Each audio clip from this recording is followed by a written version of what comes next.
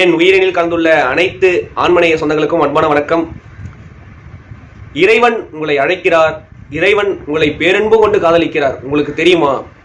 நம்ம இதெல்லாம் பார்க்கறதுக்கு நம்மளுக்கு நேரம் கிடையாது. நம்மளுக்கு யார் ஒருத்தவங்க நன்றி செய்கிறாங்க, நமக்கு யார் கடமை தவறாமல் நம்மளுக்கு உதவி செஞ்சு கொண்டே இருக்காங்க, நன்றி செஞ்சு கொண்டே இருக்காங்க, தர்மம் செஞ்சு கொண்டே இருக்காங்க, தானம் செஞ்சு கொண்டே இருக்காங்க, அவங்கள நம்ம திரும்பி பார்க்கறதே கிடையாது.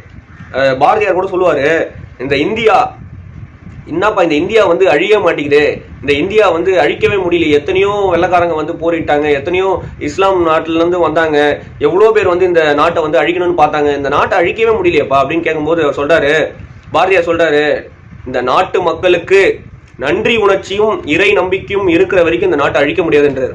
அப்போ இந்த நன்றி உணர்ச்சி எப்படி இருக்கணும்னா அது இறைவன் மேலே இருக்கணுங்க. அந்த இறை நம்பிக்கை எப்படி இருக்குன்னா உறுதியாக இருக்கணும், தன்னம்பிக்கையாக இருக்கணும். அது நம்ம கிட்ட தளர்ச்சி அடைஞ்சிடுச்சு.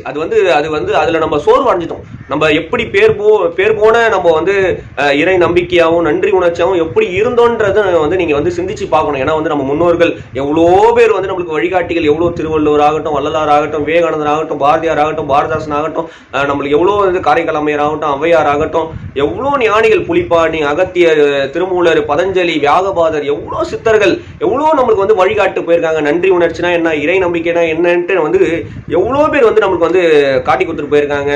அவங்களும் மனிதனா பிறந்து எப்படி தெய்வமா ஆகலான்ட்டு நம்மளுக்கு காட்டி கொடுத்துட்டு போயிருக்காங்க. இதெல்லாம் நம்ம பார்க்காம எதுலையோ மனசு செலுத்தின்னு இருக்கும். கண்டபடி நாய் போல மனசு செலுத்தின்னு இருக்கும். பணத்துல செலுத்துறோம், அதிகாரத்தை செலுத்துறோம், எதுலையோ செலுத்தின்னு இருக்கும். நகையில செலுத்தின்னு இருக்கும், புடவையில செலுத்தின்னு இருக்கும், வீட்டுல செலுத்தின்னு இருக்கும், ஏதோ பைக்ல செலுத்தின்னு இருக்கும், கடைசியில மண்ணுக்குள்ள போயிடும்.